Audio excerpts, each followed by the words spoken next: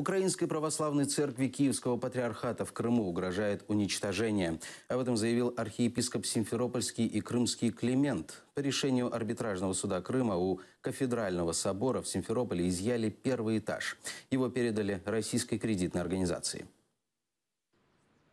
Этот корпус бывшего военно-политического училища на улице Севастопольской в Симферополе уже 20 лет арендует Крымская епархия Украинской православной церкви Киевского патриархата. Здесь расположены управление епархией и кафедральный собор равноапостольных Владимира и Ольги. А последние 2 года это единственное место на полуострове, где крымские украинцы могут почувствовать себя украинцами, где звучат украинская речь и молитвы за Украину. Наша церква від самого початку прийняла рішення, що ми не визнаємо Крим російською територією. І тому ми не визнаємо юрисдикції Російської Федерації в питаннях, які стосуються Криму. І тому ми не будемо реєструвати наші організації релігійні за російським законодавством стільки, скільки це буде можливо. І з Божою поміччю ми цього не робимо.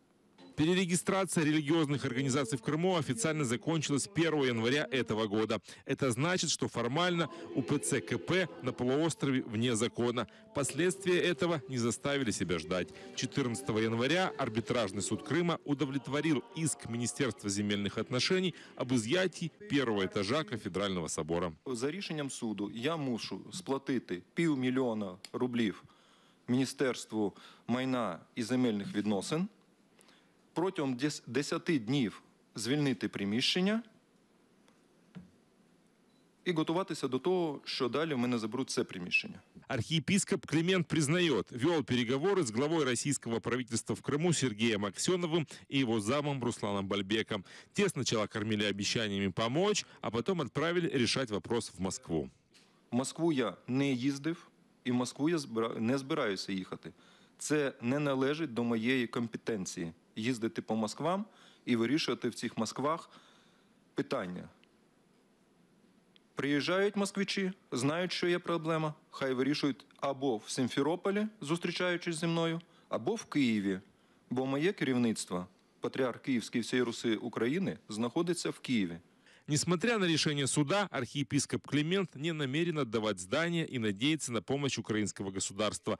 Киевский патриархат подготовил обращение в Кабмин с просьбой передать это здание в собственность патриархата. До цього достатньо єдиної постанови, яка повинна бути прийнята чи Верховною Радою, чи рішенням уряду, Кабінету міністрів. Політична воля, щоб ми могли захищати це приміщення і на міжнародних, скажімо, заходах, міжнародних судах. Тобто, бо ми це готові боротися навіть на окупаційній території, як громадськість, як і церква, аж спільно і захищати все, що належить державе Украины. За 2 года Киевский патриархат лишился в Крыму церкви в Перевальном и Севастополе. Были закрыты храмы в Красноперекопске и Ленинском районе. Большинство священников было вынуждено выехать из Крыма из-за угрозы жизни им и их семьям. Илья Смирнов, Эльдар Исматов, Заман, АТР.